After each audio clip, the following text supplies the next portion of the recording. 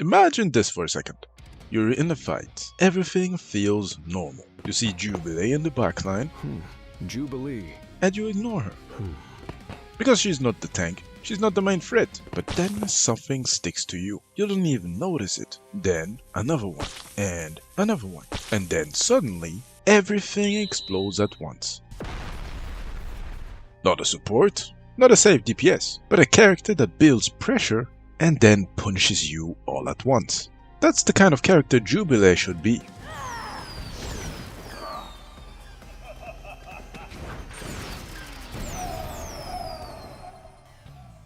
Before we even get into the abilities, I think there's one thing people forget about Jubilee. She was never supposed to be the strongest mutant in the room. She's not Magneto, she's not Storm, she's not some unstoppable god level powerhouse that walks into a fight and controls everything instantly. No, she's none of that. Jubilee has always felt like a human. She's loud, energetic, impulsive, sarcastic, and sometimes immature.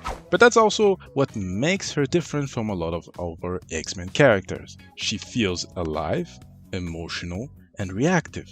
And underneath all the attitude and fireworks, there's still someone trying to prove herself. That's why I think people misunderstand her powers sometimes. Because visually, it's just fireworks and explosions. Bright colors, explosions, flashy effects, but the more you look into her abilities, the more dangerous they actually become. Her powers aren't normal fireworks. They're plasma-based energy bursts capable of causing real destruction, especially when they're fully unleashed. And I feel like a lot of adaptations make her too weak or reduce her to comic relief.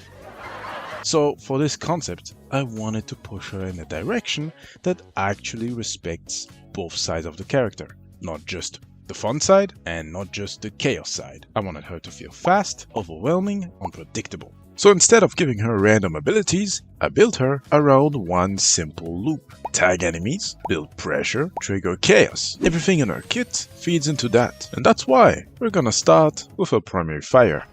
What will you do, child? Slay me with the 4th of July? Haven't heard that one before. Game over, Sleazoid.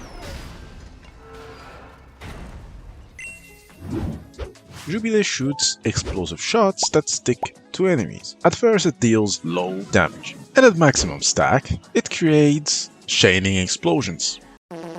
At first you ignore it, you're focused on the fight. But then you see 2, then 3, and now you hesitate. Because you know if you stay, something bad is coming. Hey. Every hit builds hype. Once it's full, she can empower an ability. You'll see her stop for 1 second. Not shooting, just watching. And that's when it gets dangerous, because she's waiting for you to commit. Bad players use it instantly. Good players wait, because Jubilee doesn't win fast. She wins at the perfect moment. Her first ability is Dazzle. You're about to finish a kill, and then your screen flashes. You lose the target for half a second, and that's enough. Empowered, now you can even hide properly. Precision is exposed, and suddenly you're the one getting chased. Her signature ability is Grand Stage. This is her identity. The base version is a small explosion zone, but you can play around it. But when she powers it up, it sticks to her, and everywhere she goes, explodes. You try to hold your ground, but you can't. You try to reposition, but you're already taking damage. Her mobility ability? That's funny to say. Her mobility ability is Flash Step, a short dash that leaves an explosion behind. You think you found an escape, you turn the corner, and she's already there. Empowered, now the dash spreads damage, multiple explosions, and more pressure. Now this is the most important part. All the charges you placed earlier, well, they all detonate at once. You're mid-fight, focused on something else, and suddenly everything explodes. Not just you, but your team too. A chain reaction that spreads damage, which pushes positioning to collapse instantly. She doesn't out-damage you, she outplays you. Oh my god! And now for an ultimate showstopper. Large area, constant explosions, and visual overload. You try to leave, but you can't cleanly. You can't see properly, you can't move properly, and every second you stay, you lose more control. At that point, it's not even a fight anymore. It's just her taking over. Name's Jubilee, and dude, I get it. One day life's fresh, then the next day you're waking up to a blue monkey singing Mozart as he tinkers with doohickeys. Now all of this sounds strong, I know, but she definitely has weaknesses, starting with Spider-Man. He never stays long enough for your setups to pay off. Then we have magic. You're about to trigger everything, and she teleports out. Every time you get close to your moment, she resets the fight. With Hawkeye, you're trying to walk in, trying to build pressure, and he's already hitting you from range. With Punisher, you need time, and he doesn't give you time. You step forward once, and you're already forced out. With Loki, you think you're setting up everything perfectly. You go for the detonation, and whoa, you're hitting the wrong target. He breaks your timing, and Jubilee relies on timing. Now the team up. This part actually came from one of you. Shout out to 1Ace Arts 2. You suggested a vampiric team up with lifesteal and explosive interactions, and the idea is good, but I had to adjust it a bit to make it actually work in the game. So instead of giving Jubilee passive lifesteal, we tie it directly to her combos. Blade marks target. You see it. You start building your setup.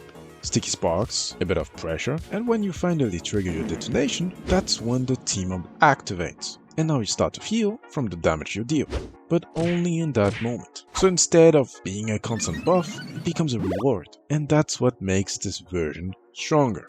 It keeps the lifesteal idea, but turns it into something skill-based. Very important, I also created a Patreon where I will share the first stages of the concept, of the art process, instead of only showing the finished result, and truly participate on future creations, which means that your feedback can still influence what happens next.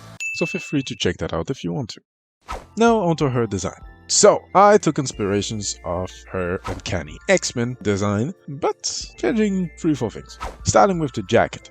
Okay, so the jacket is very similar to the ones she has in the comics, but I made it more like a crop top than a full-length jacket. Also, I mixed it with her comic one and with Killjoy's one in Valorant. For the haircut, I didn't really know which route to take. At first I wanted to give her a lengthier haircut, like the one she has in the movie, but I really wanted her to stand out compared to the other female characters.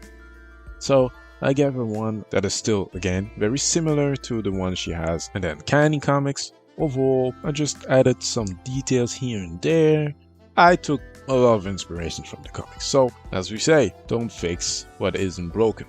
Anyway, let me know what you think about this design, let me know what you would change, add, or remove an ability kit. Don't forget to follow and subscribe. I make a lot of content like this one, so if you're new here, feel free to check that out. You're all truly amazing. This was Basidian, and I'll see you guys next time.